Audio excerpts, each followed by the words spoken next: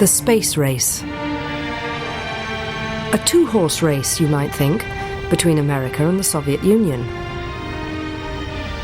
But for a short time there was an unlikely third player in the world of rocket research.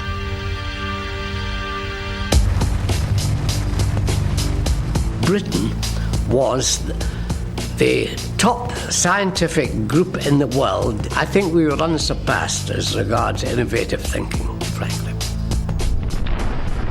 So what happened to the UK's rocket programme? The answer is one familiar from other failed post-war British industries: lack of investment. We were in a very strong position, which alas we threw away as the years went on. Britain had lots of big brains, people who foresaw the future with rockets and space travel, but this was not pursued by the British government. This is the story of the unsung pioneers of British space exploration. The rocket engineers, the scientists, and ultimately the dreamers who, despite lack of resources, never gave up on their vision for bringing the future into the present. The passion of a bunch of engineers made something happen which didn't have time to be useful and so was only delightful.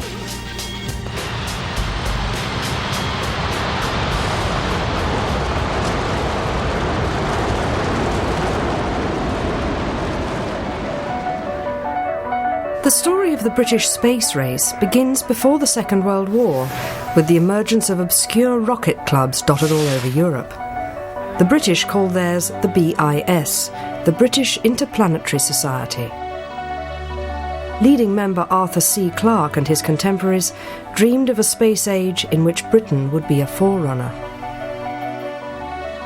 They really do assume that Britain would be involved. It seems natural to them that the same great power military-industrial complex which built radar, built Spitfire, will eventually be sending some squadron leader into orbit with his Winco moustache inside his spacesuit helmet.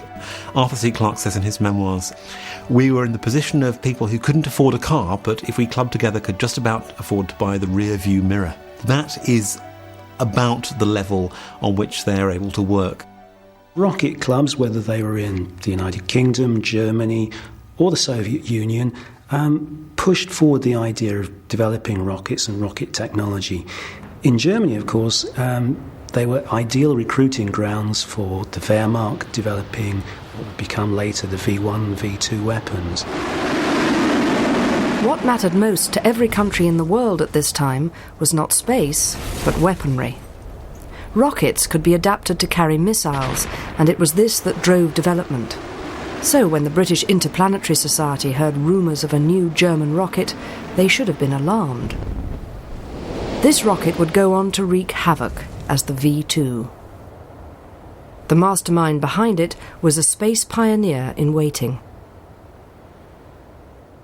There is only one place that the breakthrough happens. It is only because of Werner von Braun coming up with the V2 in Germany that brings rocket technology to the next stage of possibility. That very bloody and immoral birth without which there wouldn't be a space age.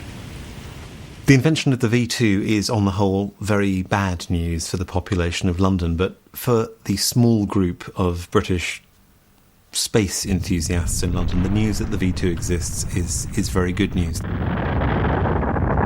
There is, in fact, a particular meeting of the British Interplanetary Society in November 1944 to talk about these rumours they've heard that the Germans have started building big rockets. And they're all sitting around rather gloomily gazing into their beer when a V2 falls not very far away. Suddenly there was a huge explosion because it travelled faster than the speed of sound. The sound of it arriving came after the explosion. It was quite terrifying business. This group, of all the groups of drinkers in London in November 1944, know what just happened. They know what it means if there's an explosion without the sound of bombers overhead. When the Allies captured German scientists after the war, there was a chance that Britain could get hold of von Braun's rocket expertise. I was, in some ways, quite astonished by what we found in Germany. It was like walking into an Aladdin's cave of advanced technology. It was, in some ways, quite a frightener to see how far along the line they had gone in this sort of, if you like, rocket technology. As a test pilot with specialist engineering knowledge and a rudimentary grasp of German, Eric Brown was called upon to help interrogate the German scientists. Most of the scientists were not really politically motivated. What motivated them was they were given the opportunity to practice their profession with huge financial backing. And of course, it was their country, and I'm sure there was a sense of patriotism involved. The prize capture was Werner von Braun. All the Allies, including Britain, sorely coveted his rocket expertise, but he engineered his capture to be on American-controlled territory. He was full of confidence that he felt he was giving himself as a gift to us. And this was because he was a brilliant scientist, there is no doubt about it. Von Braun, of course, himself had huge ideas in his own mind of where this was all going to lead to. And I would say he and an elite group of his scientists knew what the potential was, which lesser men had not thought about. Werner von Braun said later, "Why did we decide to surrender to the Americans?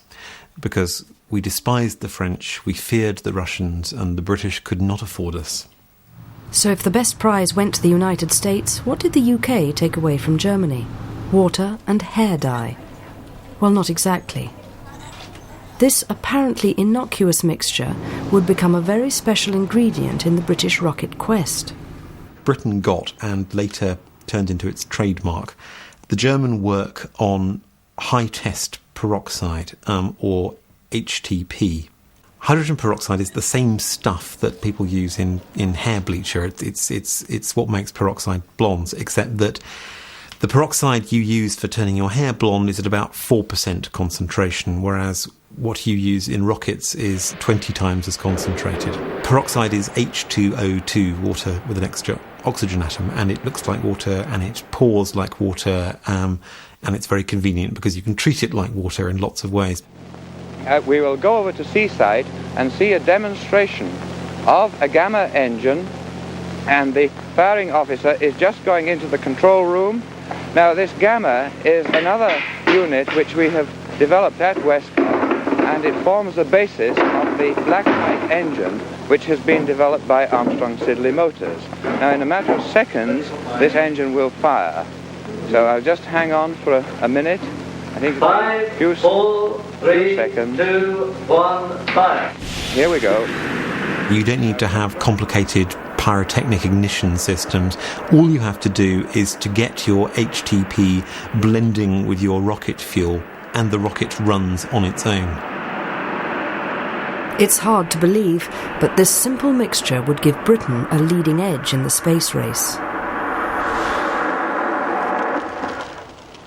Well, whatever you think of rockets, I think you must admit that that shock pattern is rather beautiful. This is a very characteristic technology for the British effort, because what it offers is an elegant simplification.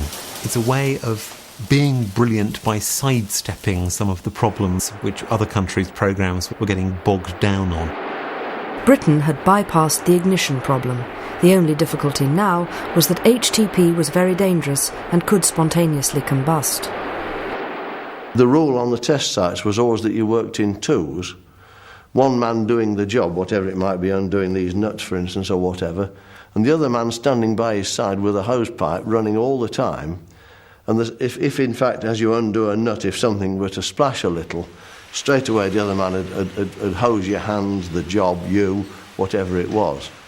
Now, we never actually had to use the next stage in anger, but at all the test sites, there were large baths, and these were for personnel immersion. So if one of your mates caught fire, you were supposed to pick him up and throw him in these baths, because it's the only way to extinguish it and, save his life. Needless to say, a number of people ended up in the baths without being on fire, because it was just, someone would shout fire or something and throw the bloke in, And it was all good for a laugh. It'd be your turn next, if you know what I mean. While HTP was being investigated, the development of the hydrogen bomb was exercising Western minds. It needed a delivery system, a rocket that would turn it into a ballistic weapon. Britain responded by developing Blue Streak.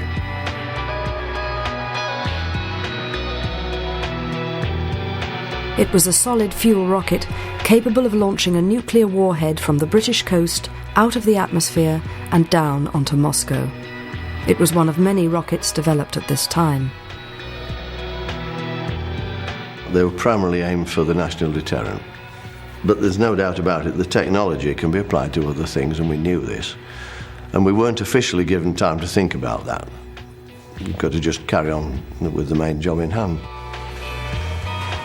All rockets were subjected to rigorous static testing in the British Isles, from Cumbria to the Midlands to the Isle of Wight. The British programme had to fit into the smaller, much more crowded geography of 1960s England. So it didn't happen off in the wilderness. It happened with the rest of British life going on around it. So that, for example, the test bed at Anstey in the Midlands got complaints from the maternity hospital next door about noise disturbance.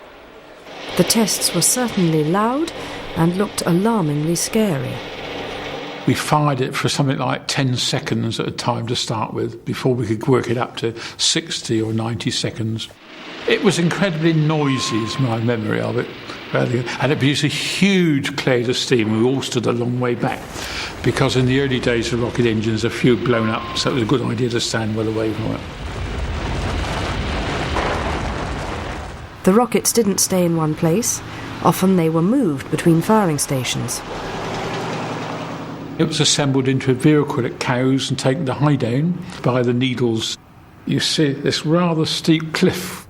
We had two test stands. They weren't launch stands, but they duplicated launch stands. You didn't let things go. Everybody coming into Southampton could see this very strange sight of a jet of superheated steam firing sideways out of the white cliffs of the Isle of Wight.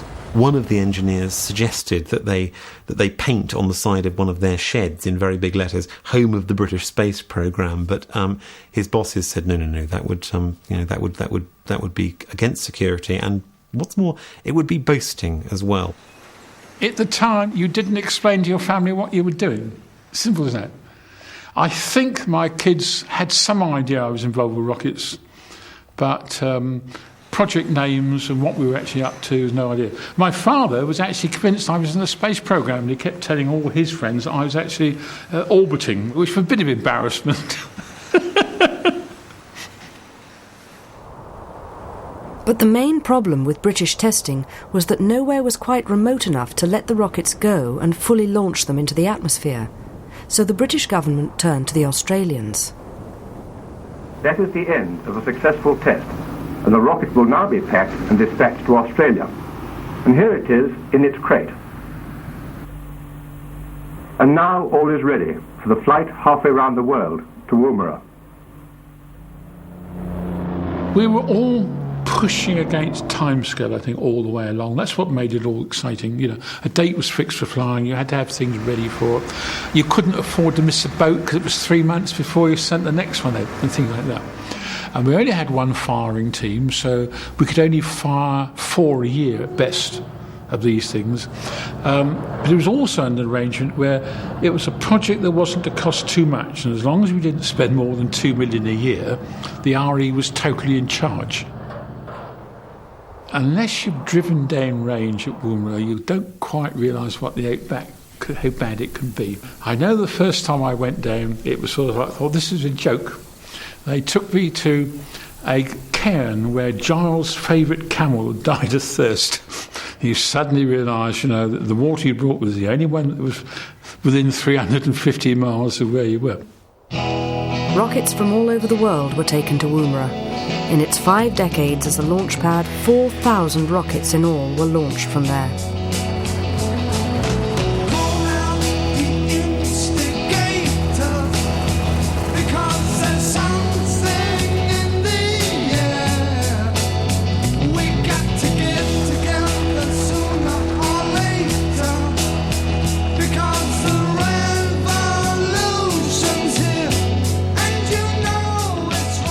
When you stood at the launcher, they got into the 30-second Cape Dane, which is entirely automatic, and you all just sat there.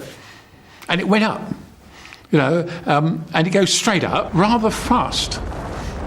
So they disappear into the blue yonder in no time at all, and all the things you're there for, the experiments, all happen out of sight.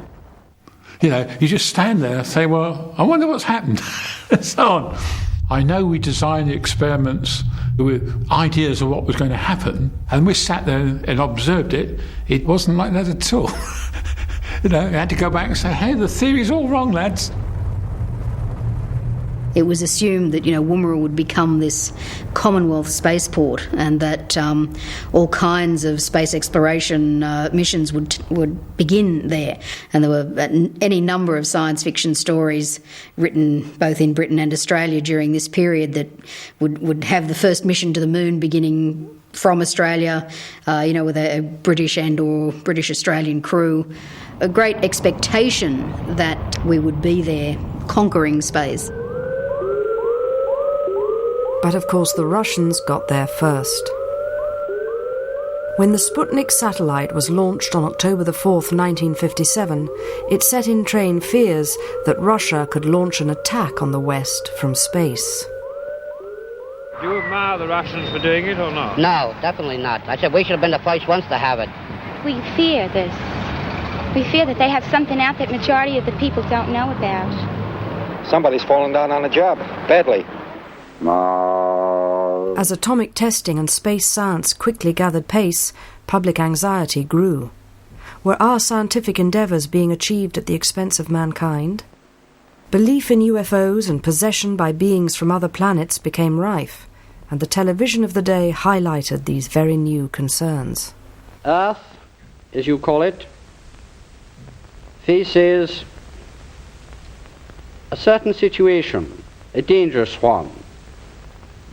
You are liable to upset the balance of your Earth through, number one, atomic experimentation, and number two, your deviation from the spiritual laws.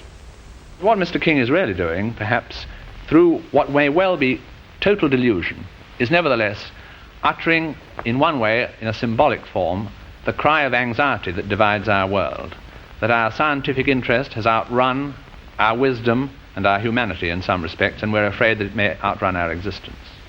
But we shall delude ourselves if we think that there is no significance in these fears and their expression in this form. Psychological fears about military rockets were matched in magnitude by very British economic concerns. Britain was very hard up after the war, of course. We were a bankrupt country. Of course, we helped to get Germany back on its feet financially, and the result was our own industries were neglected. It was a very, very sad period. In the late 50s, as a BBC reporter, Reg Turnill asked the Minister of Supply, Aubrey Jones, about government funding. He got a typical response. Why has it been done so cheaply? I think the answer to that is that we do all our research on a shoestring compared with the Americans. I think we were forced to do so by our more limited resources. Britain had lots of big brains people, and they drifted away. Most of our best brains went off to work in America, and that was known as the brain drain. With such an attitude, it was no surprise when the Macmillan government decided to cancel Blue Streak in 1960. Its development costs were soaring, and the proposed rocket silos on the Norfolk coast were seen to be rather too close to North Sea oil rigs, which would in themselves be a target. It was cheaper for the UK to buy Polaris from the USA instead. Military development on Blue Streak stopped. It would have its place in future space plans, but for the moment it was destined for the scrap heap. In 1975, the BBC's Horizon programme took engineer Geoffrey Pardoe to an abandoned Blue Streak hangar. The only Blue Streak rocket remaining fully intact lies in an old Second World War hangar outside Edinburgh. It's a sad relic of Britain's prouder days. The heart of the whole thing came back to the two Rolls-Royce rocket engines here, the two chambers which together produced about 250,000 pounds of thrust, with the liquid propellant being delivered from the turbo pumps inside this bay, very high technology, very advanced turbo pumps, and then the tankage section ahead of this. You know, this got a very bad press through the years, but it worked every time in its development shots, and it really was one of the most successful rockets in that sense built. This slightly stiffened kerosene bay here, and the liquid oxygen tank here, it's really, you know, just a long, pressurized stainless steel balloon. The wall thickness, 19,000ths of an inch. A few thicknesses of paper, and it's the pressure in it which kept it stiff throughout its flight, and of course allowed the very low weight to be achieved so that the propulsion system, the electronics, could carry the warhead, which would have been inside this bay here. But Blue Streak wasn't quite dead. It would have a role in space research. With input from the French, Italians and West Germans, ELDO, the European Launcher Development Organization, was set up to develop a European satellite launcher called Europa. Blue Streak was to be used as its first stage. And snapping at Europa's heels was a new, solely British venture called Black Arrow. Black Arrow would use the British signature technology of high-test peroxide, now engineered almost to perfection since the war. But government investment in the satellite launcher was limited. You do what you can. We run projects on, with a PERT system, all the logic of how all things fit together. And when you can't get things done, you have to repackage the program to see how you can save time and things like that. While the British made do on threadbare budgets, more wealthy nations competed for space milestones. Russia launched the first man into space, and of course Reg Turnell was there to find out more. My colleague Reginald Turnell, the BBC's air correspondent, is here with me. And Reg, come and join me just 1 second. If you have any chance at all of asking a question at this press conference this afternoon, what would be the one that you would put? We still don't know how the Russians can launch these enormous things, whether they've got just very big rockets of the sort we use, or whether they've got some special sort of fuel that we don't know about. This was a major achievement for Soviet science and for our country, but it was also a major achievement for world science and for the people of the whole world. The space race was entirely military-oriented. We wouldn't have landed a man on the moon now if there hadn't been this contest between the Russians and America to get to the moon, because the military men put forward this crazy idea, and I was briefed about it many times, that the man on the high ground dominates the world. So the theory was that you better get to the moon first, because whoever was at the moon would call the tune militarily, you see.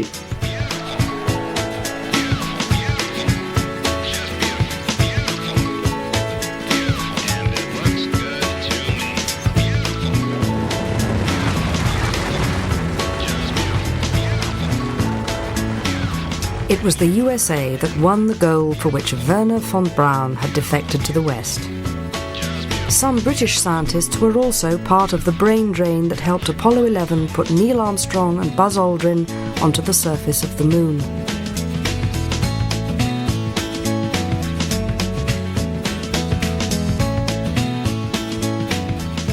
In my view, the Americans had got to the moon on German rockets, American dollars and British brains. It was not wholly true, but there was a lot in it.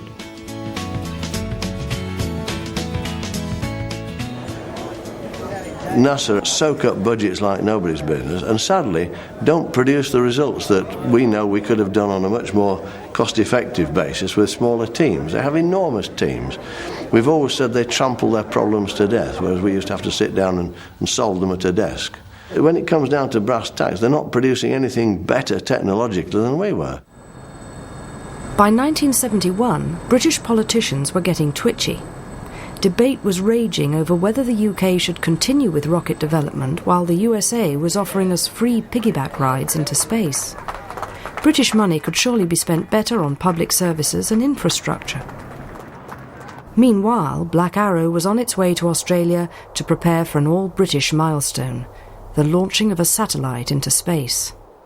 Heath's Minister for Aerospace stood up in the House of Commons and announced that the Black Arrow programme was cancelled. But the engineers were given the chance to try to prove their system just once more, since the rocket was already on its way, everything was already in place. So they knew before they tried to launch that succeed or fail, the programme was already over, that success was not actually going to accomplish anything. The satellite due to be launched into orbit underwent a name change. Instead of Puck, the Shakespearean sprite who flies round the world with ease, the engineers renamed it Prospero, after the tired magician who lays down his books. Could they pull off one last magic trick to prove that Britain could get into orbit? Man-years of their work and their dedication and their passion and their very serious professional design skills were invested in this thing. So, with the most loving caution imaginable, the team set it up on its launch site at Woomera and began the countdown, stopping for everything that looked as if it could conceivably go wrong, because this was their last chance.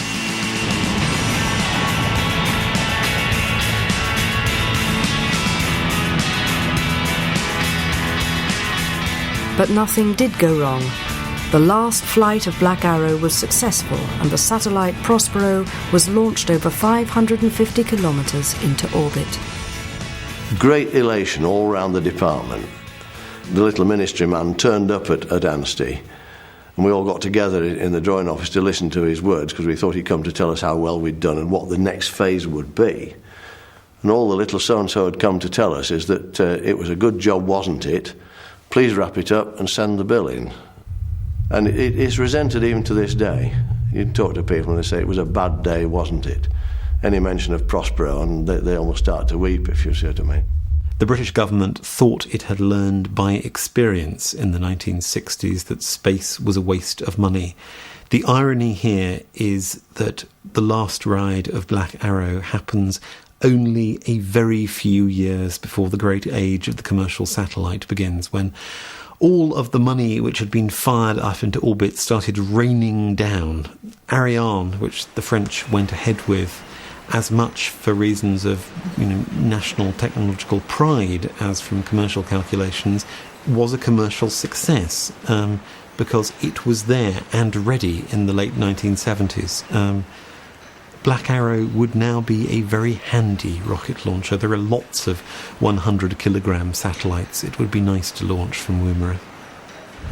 The UK pulled out of rocketry altogether, and we settled down. The government decided that our scientific establishments could provide components for other people's satellites and expertise and so on. So we became small bit players in the whole thing.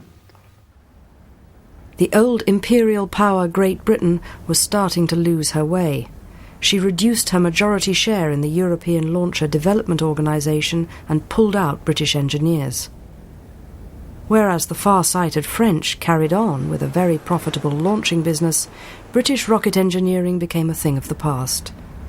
Over the next few decades, UK governments wavered with intermittent space funding and a largely fruitless search for private investment. Our politicians have taken the view, certainly I know it was true how they worked with the French, that if we'd got something small that wanted launching, you ask one of the others to do it for you.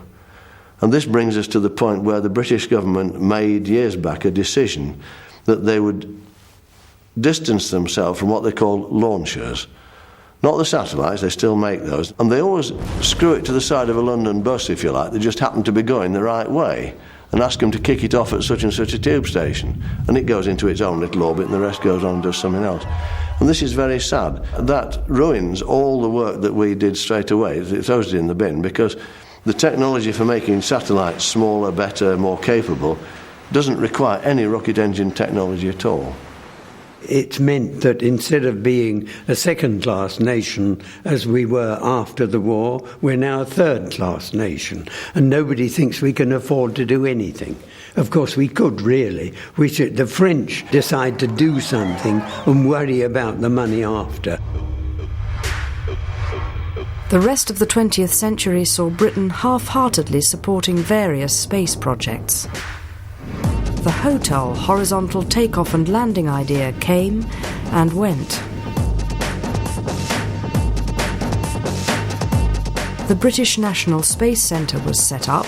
This is a very exciting time for space. It's a very important day for the space industry in Britain. And then hit badly by a withdrawal of funding 7 years later.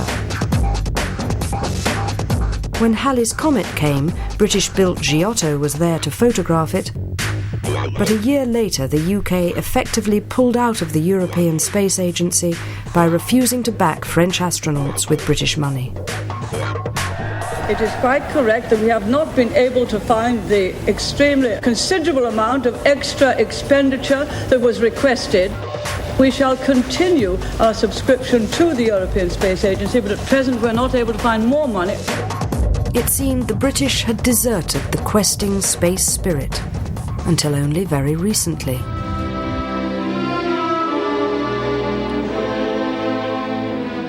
Good evening. Look up into the southeast, fairly late on, and there you will see the red planet Mars. And in August it'll be as close to us as it can ever be, less than 35 million miles. And can there be life there? That's what we want to find out, and I think soon we'll do so.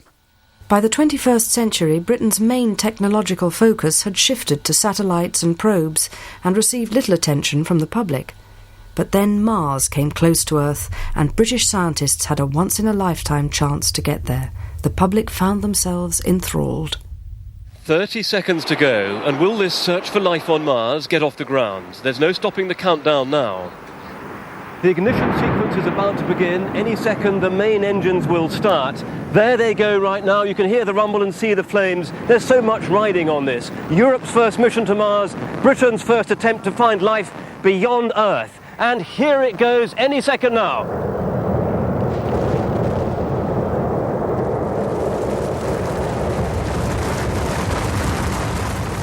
When the Beagle probe was launched from Kazakhstan on a Russian rocket, British scientist Professor Colin Pillinger and his team stepped back into the arena of space, where Britain had always been a third-class citizen.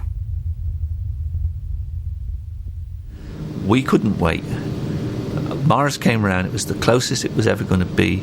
We knew we had one chance, and we were going to go for it in a single shot. In the spirit of great explorers, it was decided to name the probe Beagle 2, after Darwin's quest to find new life forms on the HMS Beagle expedition to South America. Pillinger played up the pioneer explorer role of his own search for life on Mars, and the media indulgently reported the project as Britain's latest great boffin space quest. Professor Colin Pillinger is rather proud that his Mars spacecraft, Beagle 2, fits in a supermarket trolley. This is eccentric, ingenious, underfunded British science at its best. These are some of the people who'll be running Beagle 2. Now, when most of us think of mission control, we imagine some huge room at NASA with hundreds of people. Well, for Beagle 2, this is mission control. An upstairs room at the Open University in Milton Keynes.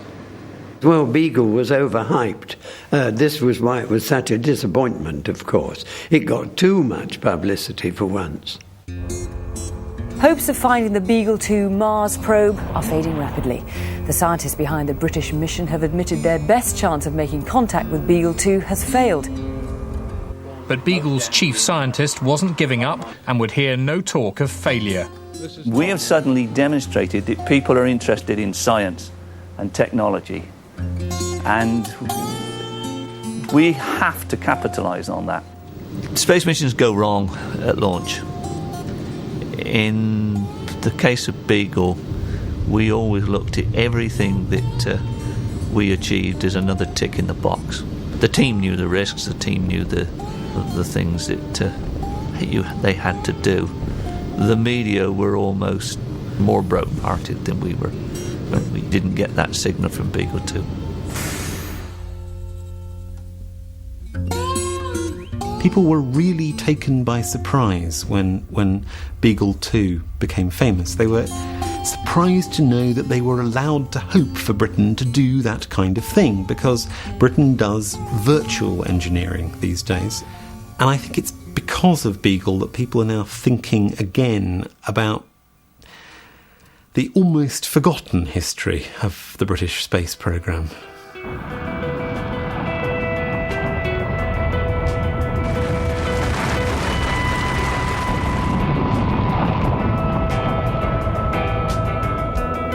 You have to appreciate that it isn't easy to launch things into space, and it certainly isn't easy to get to Mars.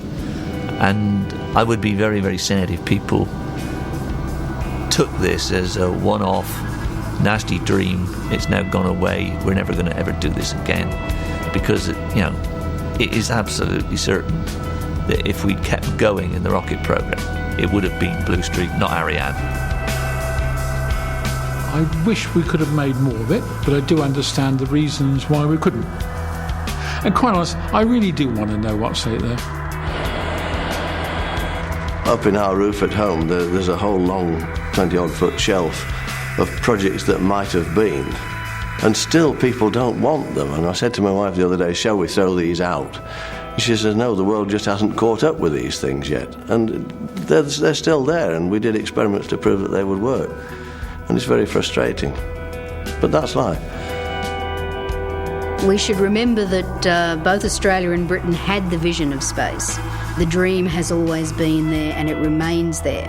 And although you can look back and say with some, bitterness at times, look what we gave up, you can also look back and say, look what we achieved.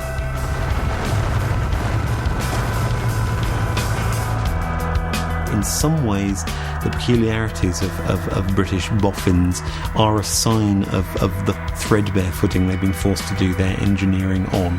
What we need is to retire boffins and just have engineers instead, preferably engineers with large enough budgets. We should be looking to get back into manned spaceflight. That's the only way we're going to encourage our young people. And it's never too late. It's not good to be late, but better late than never.